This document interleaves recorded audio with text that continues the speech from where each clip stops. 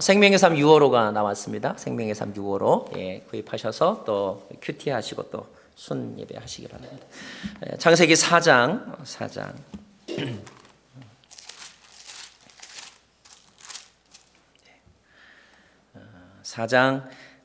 13절에서부터 16절까지의 말씀을 합독하도록 하겠습니다. 창세기 4장 14절에서 16절까지입니다. 시작. 가인이 여호와께 말했습니다. 보십시오, 제 벌이 너무 무거워 견디기 어렵습니다. 오늘 주께서 저를 이 땅에서 쫓아내셔서 주의 얼굴을 볼 수 없게 됐기 때문에 제가 이 땅에서 도망에 떠도는 사람이 될 것입니다. 저를 만나는 사람들은 모두 저를 죽이려 들 것입니다. 예수께서 말씀하셨습니다. 그렇지 않을 것이다. 누구든 가인을 죽이는 사람은 7배로 복수를 당할 것이다. 그리고 여호와께서 가인에게 한 표를 주셔서 누구를 만나든 그가 가인을 죽이지 못하게 하셨습니다. 그 후 가인은 여호와 앞을 떠나 에덴의 동쪽 놋 땅에서 살게 됐습니다. 자리에 앉으시면서 있는 하나님의 말씀입니다. 네, 맞습니다.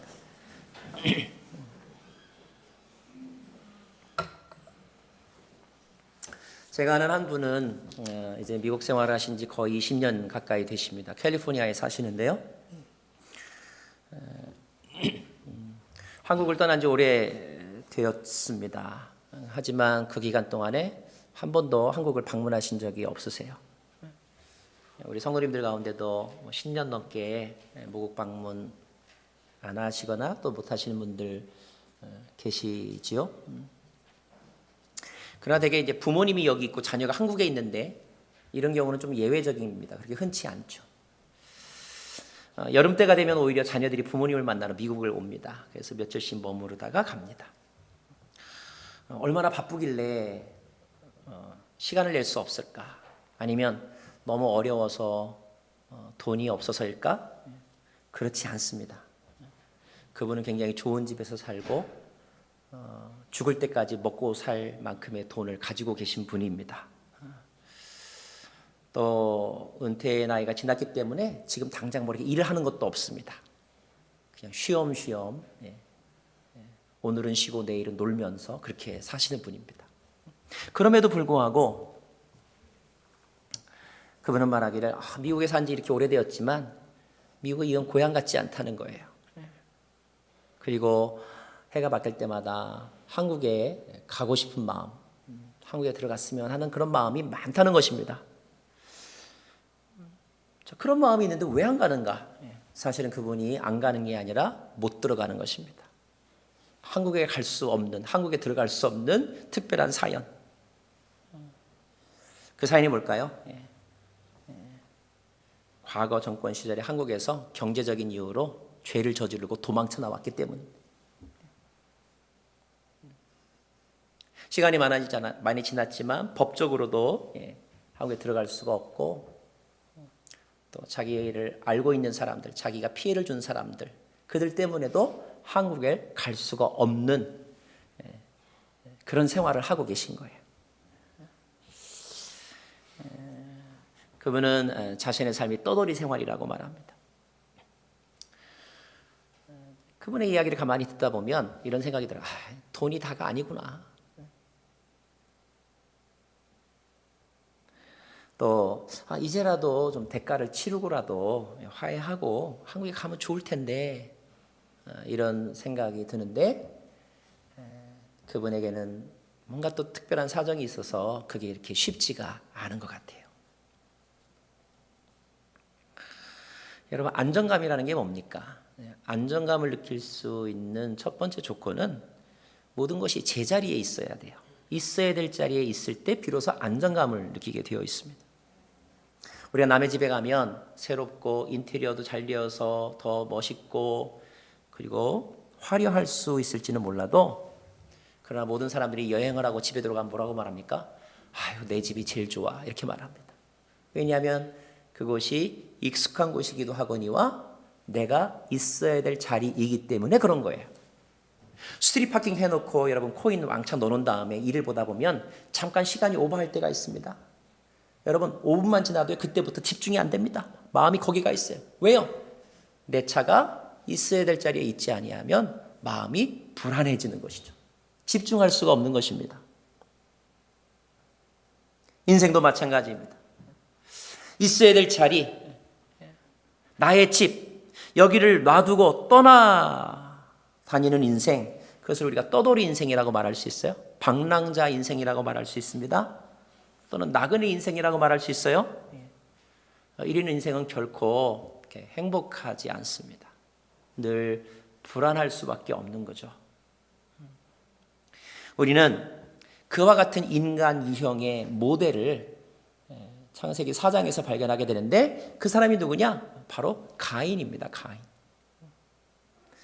가인에게 붙여진 닉네임, 최초의 살인자라고 하는 닉네임도 있겠지만 또 다른 닉네임을 붙인다면 가인은 방랑자이다. 가인은 떠돌아다니는 인생의 주인공이다. 이렇게 말할 수가 있어요. 어쩌다가 그가 그렇게 되었을까? 잠깐 복습하면 아담과 하와 사이에서 태어난 첫 번째 생명이 가인이죠. 한 번도 애를 낳아본 적이 없었기 때문에 아담과 하와는 너무 행복했을 거예요. 그죠? 발가락을 보면서 나 닮았네? 너무 좋아했을 거예요. 옹알이를 하는 것을 보면서 막 천재가 났다고 막 소문내고 싶어서 어떻게 참았을까 싶어요. 그죠? 너무나 이쁘고 그리고 귀여운 그 아들. 이 아이들이 자라났습니다. 잘 살아주는 것 같았는데 웬걸요. 가인은 자라나면서 부모의 바람과는 다른 길을 가게 되었죠.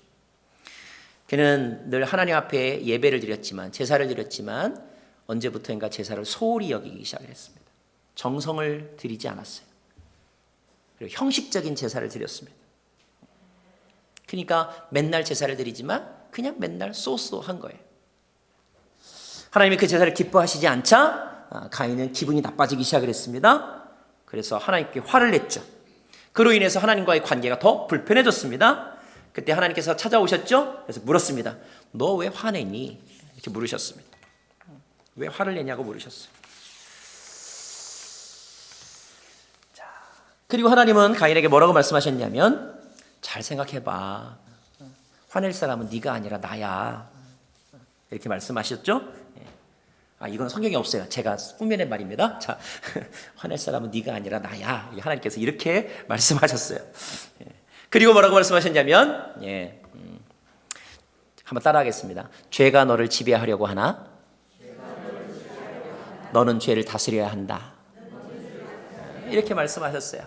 이 말씀은 뭐냐면 가인에게 가인 자신을 돌아볼 수 있는 기회를 주셨고 가인 스스로 그 행동을 고칠 수 있는 기회를 주신 것입니다. 아마 이런 충고를 듣고 나면 아마 한 번쯤은 다 고민할 것 같아요. 그죠? 그리고 자기가 정말 잘못했을까? 이렇게 생각할 수도 있을 것이고 아니면 양심의 가책을 느꼈을 수도 있을 것입니다. 가인도 아마 그런 과정을 거쳤을 것 같아요. 그러나 결과적으로 보면 가인이 보여준 행동 결과를 보면 그는 결코 하나님의 충고를 받아들이지 않았습니다. 행여나 머리로는 깨달았을지는 모르지만 그 깨달음이 가슴으로 가지는 않았던 것 같고 가슴으로 갔는지는 모르겠지만 그의 손과 발로 그 깨달음이 가지는 않았던 것 같아요. 오래전의 일인데요. 한 성도님이 저에게 찾아왔어요. 그는 교회를 다니면서 언제부턴가 재미가 없어졌어요.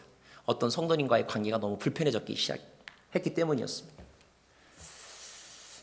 그 불편한 마음이 이렇게 어느 정도 지나다가 이렇게 풀렸으면 참 좋았는데 이게 또 쌓이고 또 이렇게 확대되면서 이분은 드디어 어떤 결심을 했냐면 교회를 옮겨야 되겠구나. 쉽지 않은 결정을 하셨어요. 그리고 이제 그 주일날 저한테 그 내용을 이야기하고 인사하러 오신 겁니다. 그런데 마침 이제 그날따라 아마 본인은 오늘이 마지막이다라고 예배했으니까 다른 때보다 좀 더 구별된 마음으로 찬양도 하고 또 말씀도 듣고 또 집중했겠죠? 하나하나 의미를 많이 부여하면서 예배를 드렸겠죠? 원래 모든 예배를 다 그렇게 드렸어야 했는데 하여튼 그날따라 더 특별한 마음으로 예배를 드렸어요. 그래서였을까요? 그분 말씀하기를 그날따라 그날 설교가 다 자기에게 주시는 말씀 같더라는 거예요. 자신 안에 있는 욕심을 들여다보게 되었고, 자기가 거짓 감정에 속았다는 것을 알게 되었고, 그리고 자기가 이 문제를 해결하려면 어떻게 해야 되는지 깨닫게 되었다는 거예요. 그 이야기를 저한테 이렇게 하시는 것입니다. 제가 그 피드백을 들으면서 참 다행이다. 참 다행이다. 오늘 말씀 듣고 이렇게 자기를 돌아보고 깨달게 되었다니까 얼마나 감사한가. 그래서 이렇게 축복해 주었습니다. 자, 그러면서 그분은 계속 이야기를 합니다. 그래서 실은 내가 오늘까지 교회 나오고 내일부터는 안 나오려고 했는데, 오늘 설교 말씀 듣고 제가 마음을 고쳤습니다. 목사님. 이렇게 말했으면 얼마나 좋았겠어요. 근데 이렇게 말하지 않으셨어요. 그 앞에까지는 똑같이 말씀하시고 나서 그 다음에 이분이 이렇게 말씀하셨어요. 근데 목사님, 그래도 저 딴 데 갈래요. 힘들어 못 다니겠어요. 자신의 죄를 돌아보았고, 자기가 스스로의 거짓 감정에 속았고, 그리고 어떻게 하면 이 문제가 풀릴 수 있는지 깨달음을 얻게 되었다고, 은혜를 많이 받았다고 얘기하고 나서, 근데 목사님, 그래도 전 힘들어서 못 다니겠어요. 제가 너무 혼란스러웠어요.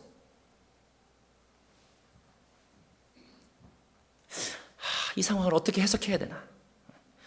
더 붙잡아 달라고 지금 말씀하는 건가? 아니면 나는 이 정도로 고민할 만큼 했고 나는 이렇게 깨닫는 사람이니까 더 이상 나는 아무런 책임이 없습니다. 이런 뜻일까? 여러분은 어떻게 그 상황을 해석하셔야 되겠어요?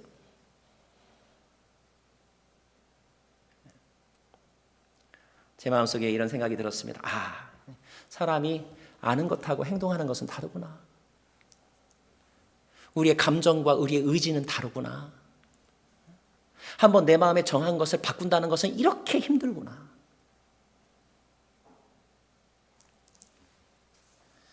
가인이 그러한 사람이었던 것 같아요. 가인, 하나님이 그에게 나타나셔서 너 왜 화났니? 화낼 사람 네가 아니라 나야. 죄가 너를 지배하려고 하지만 너는 죄를 다스려야 해. 그런 말씀을 들었음에도 불구하고 가인은 자신 안에 이미 자리 잡고 있는 잘못된 생각, 잘못된 감정, 그것을 바꾸지 않았습니다. 그는 이미 차지하고 있는 그 가득한 잘못된 감정, 분노의 감정 때문에 하나님의 음성을 귀 기울여 듣지 않았어요. 그리고 자신의 감정을 통제하지 못했습니다.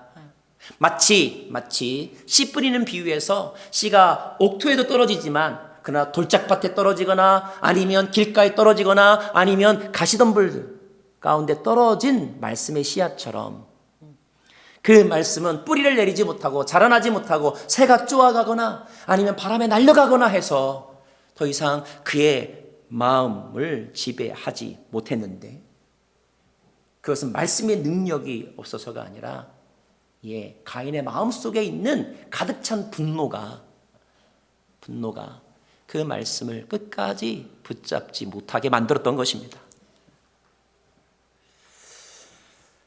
결국 얼마 후에 가인은 어떻게 합니까? 아벨을 데리고 들로 나갑니다. 일부러 데리고 나간 거예요. 어떤 목적을 가지고 데리고 나간 것입니다. 몰래 나가서 단둘이 대화하려고 그런 것 같지는 않아 보입니다. 자, 거기서 무엇을 했을까? 우리 8절 말씀을 같이 보겠습니다. 8절 있습니다. 시작. 가인이 자기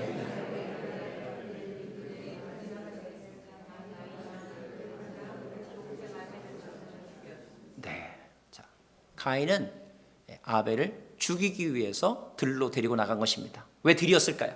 아무도 없는 곳을 찾아서 데리고 나간 것이었어요. 계획적이고 의도적입니다. 충동적으로 분노를 표출하는 때가 있는가 하면 시간이 지나도 그 분노를 해소하지 못하면 그 다음부터 뭡니까? 의도적이고 계획적이고 교묘하게 그 감정을 해소하려고 하는 속성이 누구에게나 있다는 것이에요. 아니, 사단은 그렇게 인간을 지배한다는 것입니다. 결국 우리가 잘 아는 대로 가인은 최초의 살인자가 되었습니다. 자, 우리가 던져야 될 질문은 이것입니다. 왜 우리는 하지 말아야 될 일을 알면서도 잘못을 저지르는가? 왜 우리는 그러면 안 되는 줄 알아 라고 말까지 하면서도 그러나 여전히 그 일을 하고 있는가 하는 거예요. 우리는 이 모습에서 몇 가지 사실 하나까지 깨닫습니다. 첫째는 무엇이냐면, 첫째는 이거예요.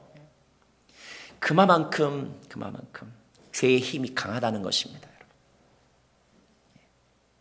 인간의 악함보다 죄의 파워를 우리가 먼저 인정해야 합니다. 우리는 끊임없이 결심합니다. 중독을 끊어야지. 잘못된 습관 고쳐야지. 나쁜 마음 갖지 말아야지. 그러나 어느샌가 우리는 다시 술과 담배에 손을 뻗고 있습니다. 하나님과의 약속 시간에 또 반복하여 늦습니다. 다른 사람에 대하여 또 불평합니다. 왜 그럴까요? 우리의 의지보다 사단의 파워가 더 강력하기 때문입니다. 그 사단이 우리의 마음을 지배하려고 하기 때문이에요. 어떤 마음을 이용해서 우리를 지배하는가? 자기중심적인 마음. 바로 이기심입니다. 이기심. 내가 중요하다는 거예요. 내 생각, 내 사정, 내 감정, 내 자존심, 내가 입이 내린 결정, 이게 중요하다는 것입니다. 그래서 바꿀 수 없다는 거예요. 강력한 이기심, 강력한 자기 보호 본능, 이것을 이용하여 사단이 우리의 길을 잘못 들어가게 만들고 그 길에서 돌아오지 못하게 만드는 것입니다. 또 한 가지 여기서 깨달을 수 있는 것이 있어요. 뭐냐면 갈수록 인간의 타락이 더욱더 심해졌다는 것이죠. 여러분이 보시기에 이 세상은 시간이 지나면 지날수록 더 아름다워지고 선해지나요? 아니면 시간이 지날수록 더 악해지나요? 편리해지는지는 모르지만 도덕적으로는 더 악해지는 것 같습니다. 한국에 혹시 대중 화장실 가보신 적이 오래되셨죠? 화장실에 가면요, 눈높이에 붙어있는 광고 스티커가 있습니다. 많은 광고 스티커들이 있는데 어떤 스티커는 이런 스티커가 있어요. 당신의 장기를 삽니다. 여기서 장기는 돌로 넣는 장기가 아닙니다. 각막, 심장, 우리 몸의 신체의 일부를 산다는 거예요. 원래 장기 이식은 불법입니다. 그럼에도 불구하고 어떤 사람이 돈은 있는데 순번을 기다리기가 너무 답답하면 어떻게든지 그것을 구하려고 그래서 편법을 쓰는 것이 장기를 사는 거죠. 그런 사람들에게 장기를 대주고 돈을 버는 사람들이 있습니다. 그런 브로커가 있어요. 장기 매매도 불법인데 그것을 소개해 주는 사람이 있습니다. 사람들이 더 나가서 어떻게 하는지 아세요? 살아있는 사람을 납치에다가 마취시켜가지고 안구를 빼내고 허파를 빼내고 신장을 빼내가지고 다른 사람의 몸에 심어줍니다. 그리고 돈을 법니다. 심지어 죽이고 그 사람의 가장 중요한 장기를 꺼집어내서 돈 많은 사람을 살려주는 그런 조직이 있습니다. 그런 이야기, 리얼 스토리를 근거로 해서 만든 영화도 있습니다. 인간이 이렇게 악합니다. 인간. 내가 좀 더 살겠다고 살아있는 사람의 장기를 사오라고 하는 사람이 있는가 하면 돈을 벌기 위해서 살아있는 사람을 납치해서 죽여가지고 그 장기를 팔아먹는 사람들이 있습니다. 세상은 이렇게 악해져 가고 있는 것 같아요.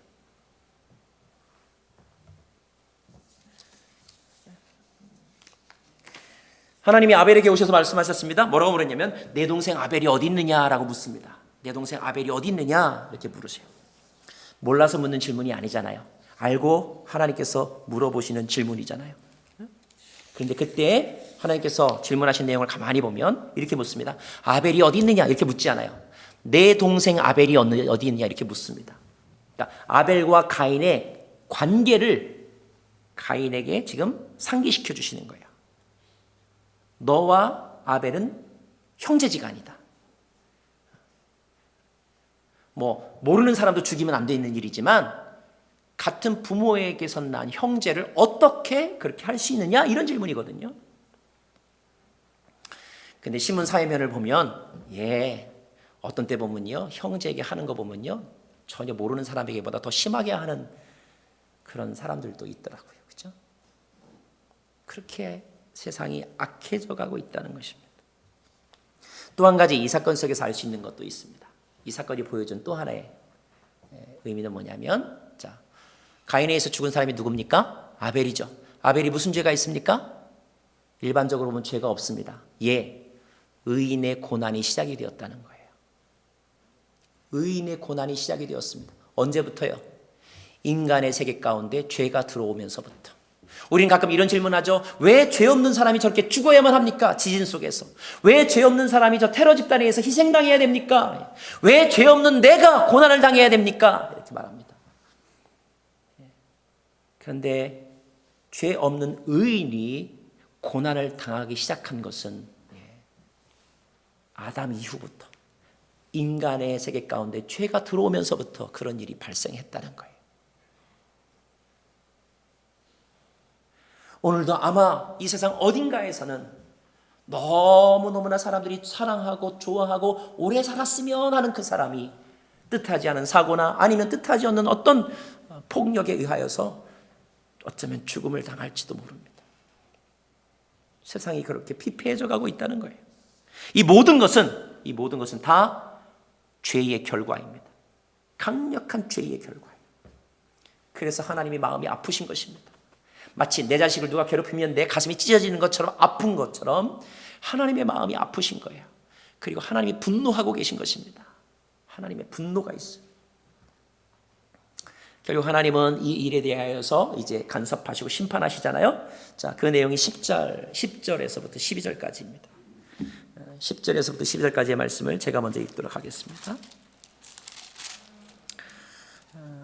여호와께서 말씀하셨습니다. 내가 무슨 짓을 저질렀느냐? 내 동생의 피가 땅에서 내게 울부짖고 있다. 11절. 이제 너는 입을 벌려 내 동생의 피를 받은 땅으로부터 저주를 받을 것이다. 내가 땅을 일고도 다시는 땅이 내게 그 결실을 내주지 않을 것이며 너는 땅으로부터 도망해 떠도는 사람이 될 것이다 라고 되어 있습니다. 자, 이 말씀 속에서 우리가 알 수 있는 건 하나 무엇입니까? 자, 하나님은 알고 계셨다는 거예요. 또 누가 알고 있습니까? 하늘이 알고 땅이 알고 있다는 것입니다. 하늘이 알고 땅이 알고 있다는 거예요. 가인은 아무도 모르는 곳에 가서 은밀하게 그 일을 하려고 했지만 이 세상의 주인이시고 아니 계신 곳이 없는 하나님은 알고 계셨고 하늘이 알고 있었고 이 땅이 너의 행위를 지금 증거하고 있다는 것입니다. 여러분 그거 아세요? 여러분의 모든 삶의 흔적은 어딘가에 남아있다는 사실을 아세요? 여러분이 인터넷에 들어갔다 오면 여러분이 들어갔다 나온 흔적이 적어도 50개 이상 인터넷 사이버상에 기록으로 남아있다는 사실을 아세요? 여러분이 누군가에게 사진을 보내면 그 보낸 사진에 대한 기록이 어마어마한 곳에 흔적으로 남아있다는 사실을 아세요?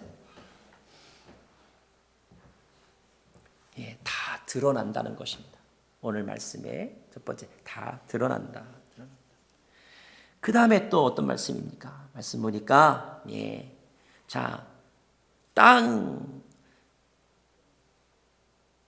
내 동생의 피를 받은 땅으로부터 저주를 받을 것이다 그랬어요. 그래서 내가 땅을 일궈도 땅이 내게 결실을 주지 않을 것이다. 그리고 너는 땅으로부터 도망해 떠도는 사람이 될 것이다 라고 그랬습니다. 여기 그런 표현이 나오죠? 떠도는 사람이 될 것이다. 16절 말씀 같이 읽을까요? 16절 시작. 그 후 가인은 여호와 앞을 떠나 에덴의 동쪽 놋 땅에서 살게 됐습니다. 가인이 떠나서 살게 된 땅은 놋 땅이라고 되어 있는데 여러분 이 놋이라고 하는 말의 원어적인 뜻이 뭐냐면 떠돌아다니다라는 뜻입니다. 그러니까 다시 말하면 가인은 이제 떠돌아다니는 인생이 되었다. 떠돌아다닌다는 말은 무엇을 포함하는 말인지 아세요? 왜 떠돌아다니겠어요? 한 곳에 오래 살아야지. 한 곳에 오래 살 수 없는. 자, 지금 사는 곳이 영원하지 않고 일시적인 것이기 때문에 떠돌아다닐 수밖에 없다는 뜻입니다. 왜 떠돌아다닐까요? 지금 있는 곳이 너를 환영하지 못하기 때문에 너는 떠돌아다닐 수밖에 없다는 거예요. 떠돌아다니기 때문에 안정적이지 못하는 뜻입니다. 떠돌아다니기 때문에 그것은 다른 말로 하면 목적이 없다는 뜻이에요. 그래서 불안하다는 뜻입니다. 여러분, 인간의 실존은 본질적으로 불안입니다. 불안. 왜 불안한지 아세요? 우리는 떠돌아다니는 존재이기 때문에. 나 이 집에서 벌써 30년째 살고 있는데요. 그런 주거를 얘기하는 것이 아닙니다. 인간의 영혼의 실존은 떠돌아다니는 존재. 그래서 목적도 없고 안정도 없고 환영해 주는 것도 없고 받아주는 것도 없이 떠돌아다니는 존재가 인간입니다. 왜 나를 받아주려는 데가 없는지 아세요, 여러분? 가인이 아벨을 죽였다고 하는 것은 한 사람에 대한 강력한 부정입니다. 한 사람에 대한 강력한 부정이에요. 자, 내가 다른 사람을 누군가를 부정할 때 어느 누구도 나를 받아들이지 않는다는 것입니다.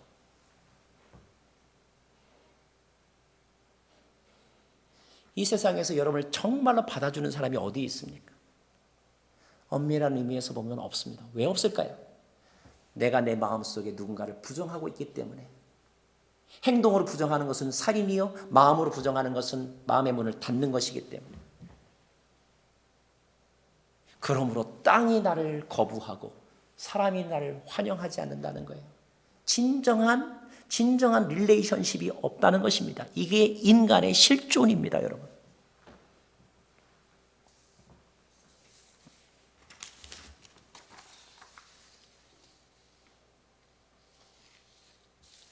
겉으로는 멀쩡하고 웃고 있지만 속으로는 지극한 외로움, 그렇죠? 거절당함, 불안함. 다른 사람을 거절하고 짓밟고 죽였을 때 우리는 어느 누구에게도 환영받지 못하는 존재로 살아가게 되는 것이죠. 생명을 존중히 여기는 마음을 잃어버렸을 때 어느 누구도 나를 존중해 주지 않는 것입니다. 떠돌아다니는 인생이 어찌 가인뿐이겠습니까? 아까 내 설교 서론에서 말한 그 캘리포니아에 사는 그분도 떠돌아다니는 인생이죠.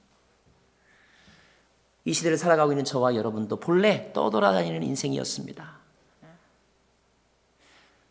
성경에 나오는 야곱, 그가 이렇게 말하죠. 내가 험악한 나그네 인생을 살았다. 나그네가 뭡니까? 떠돌아다니는 인생을 살았다는 거예요. 바울은 말합니다. 우리의 시민권은 여기에 있지 않다. 무슨 말입니까? 우리가 이 땅에서 살아가는 것이 근본적으로 떠돌아다니는 인생이라는 거예요. 방랑자의 삶이라는 것입니다, 여러분. 요즘에 새로 나온 단어가 있는데 노마드라는 단어가 있어요. 노마드. 여기서 앞에 노는 원래 뉴라는 말이에요. 마드라는 말은 원래 유목민이라는 말입니다. 요즘 시대의 사람을 일컫는 말이 뭐냐면 신유목민의 시대다.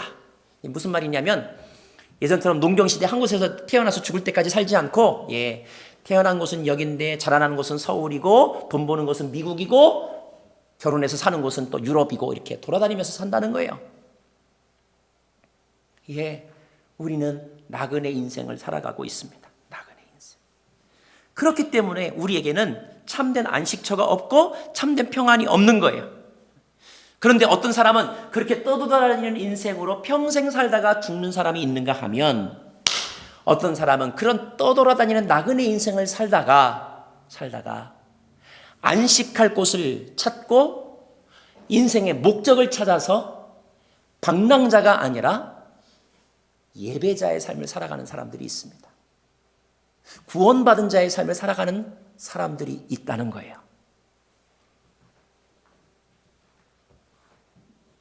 어떤 사람이 그런 은혜를 누릴 수 있을까? 자, 하나님이 가인에 대해서 어떻게 하셨는지 우리 13절과 14절 말씀을 한번 보도록 하겠습니다. 13절과 14절 우리가 읽었는데 제가 먼저 읽을게요. 가인이 여호와께 말했습니다. 시작.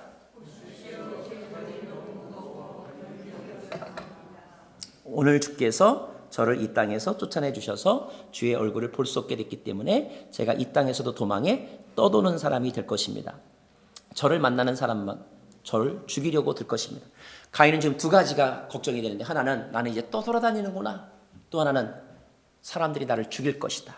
왜냐하면 내가 누군가를 죽였기 때문에 다른 사람이 나를 죽이려고 할 것이다 라고 하는 공포와 두려움이 있었습니다. 자, 그때 하나님께서 하신 말씀이 15절인데요. 15절 여호와께서 그에게 말씀하셨습니다. 시작. 그렇지 않을 것이다. 누구든 가인을 죽이는 사람은 7배로 복수를 당할 것이다. 그리고 여호와께서 가인에게 한 표를 주셔서 누구를 만나든 그가 가인을 죽이지 못하게 하셨습니다. 보복당할 걸 두려워하는 가인에게 하나님께서 말씀하시기를 아니다. 절대 그런 일은 없다. 절대 그런 일 없다. 어느 누구도 너를 죽일 수 없다. 만약에 누군가가 너를 죽인다면 내가 7배로 갚아주겠다. 여기서 7배라고 하는 것은 손가락 하나 잘랐더니 나머지 7개를 자르겠다, 그런 뜻이 아니고, 성경에서 7은 완전수의 개념이기 때문에 내가 그 일에 대해서 완전하게 심판하겠다, 이런 의미입니다. 자, 여러분, 이것이 가지고 있는 의미가 뭘까요, 여러분? 이 말은 이런 뜻입니다. 가인이 어쩔 수 없어서 죄의 노예가 되어서, 분노의 노예가 되어서 살인을 저질렀습니다. 그렇게 본다면 가인은 똑같이 죽음을 당해야 합니다. 그럼에도 불구하고 하나님은 가인을 보호해 주신다는 거예요. 가인을 보호해 주신다는 것입니다. 어찌 보면 이 보호하심은 가인만을 위한 것이라기보다는 다른 의미가 있는 것 같아요. 뭐냐면 다른 사람이 복수하지 않게 하시겠다는 것입니다. 다른 사람이 왜 복수하지 않게 하셨을까요? 다른 사람이 똑같이 복수하면 그 사람도 똑같은 가인이 되기 때문에.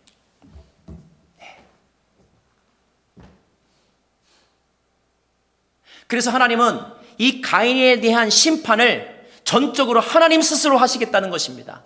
어느 누구도 가인에 대하여 사사로이 심판하지 않게 만드시겠다는 거예요. 가인 자신을 위해서이기도 하고 또 다른 사람이 똑같은 가인이 되는 것을 원치 않으셨기 때문에 오직 하나님만이 생명의 주권자이시기 때문에 하나님이 심판하시겠다는 것입니다. 사실 우리는 누군가에게 당하면 가서 되로 복수해주고 싶은 마음이 듭니다. 그리고 내가 가서 복수해야 내 속이 시원해질 것 같습니다. 그러나 하나님은 그렇게 하시지 말라는 거예요. 왜냐하면 네가 당했다고 똑같이 가서 폭력을 쓰면 너도 똑같은 살인자이기 때문에. 그래서 성은 안 풀리겠지만 나한테 맡기라는 것입니다. 왜요? 하나님만이 의로우신 재판장이시기 때문에. 믿으십니까? 사랑하는 여러분, 억울하고 답답할 때가 있겠지만 그러나 여러분의 방법으로 복수하려고 하거나 여러분의 방법으로 문제 해결하려고 하지 마시고 의로우신 재판장 하나님을 신뢰하고 하나님께 맡기시기를 바랍니다.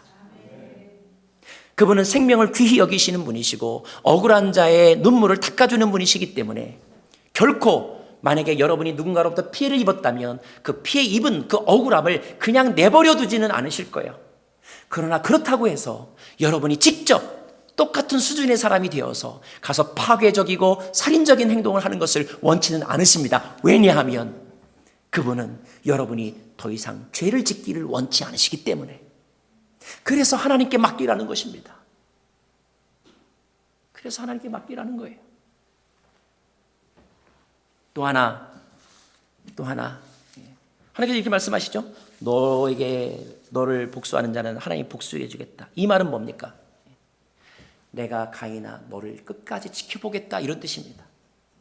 비록 그 하나님의 시야에서 쫓겨났지만 그런 하나님이 잊어버리신 게 아니라는 거예요. 언제든지 나는 나의 안테나를 너에게 두어서 지금 가인 뭐 하고 있어? 누구 만났대? 누가 지금 가인에게 와서 지금 보복했대? 그러면 내가 갚아줄 거야. 무슨 말입니까? 항상 하나님은 가인에게 마음이 가 있다는 거예요. 항상 하나님은 저와 여러분에게 마음을 두고 계시다는 것입니다. 항상 하나님은 저와 여러분에게 눈길을 두고 계시다는 거예요. 비록 우리가 하나님에게 책망받아 쫓겨남을 당했다 할지라도 사망이나 위험이나 칼 어떤 것도 우리를 향한 하나님의 사랑의 줄에서 끊어질 수 없다는 것입니다. 하나님은 지금도 저와 여러분을 지켜보고 계십니다. 죄인인 저와 여러분을 지켜보고 계신 거예요. 의로운 우리를 지켜보고 계신 것이 아니라 여전히 죄를 짓고 숲 사이에 숨어 들어가는 저와 여러분을 하나님은 여전히 우리를 지켜보고 계시다는 것입니다. 우리가 어떻게 그 사랑을 다 이해할 수 있겠습니까?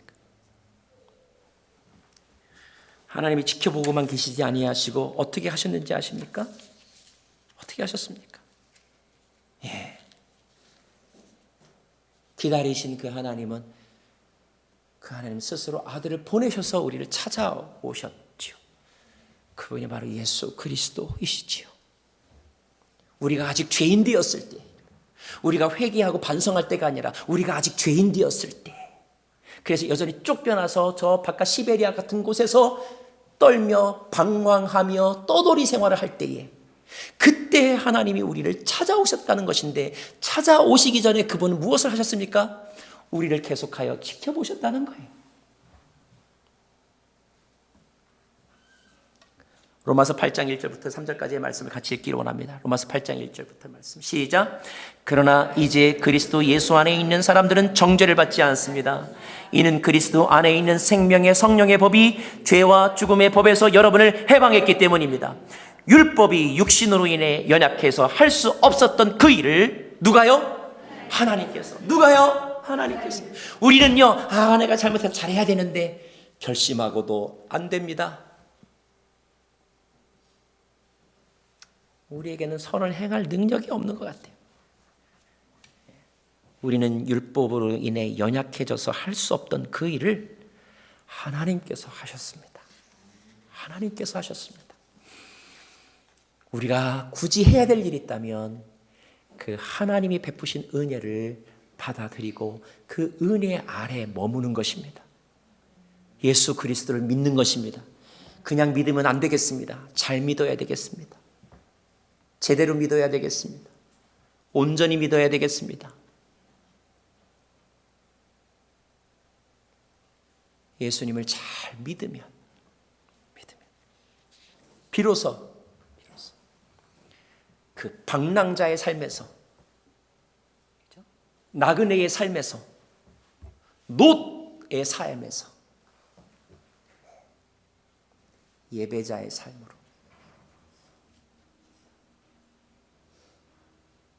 참된 평강의 사람으로 살아갈 수 있다는 것입니다.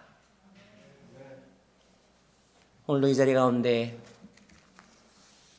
정처 없이 늘 붕 떠 있고 영혼과 정신이 제대로 자리를 잡지 못하여서 참된 안식을 누리지 못하고 있는 분이 있을 수 있습니다.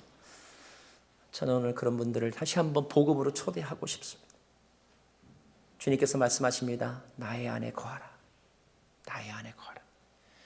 그래서 더 이상 방황하지 말아라. 내가 추풍낙엽처럼 파도에 휘청거리는 너의 배에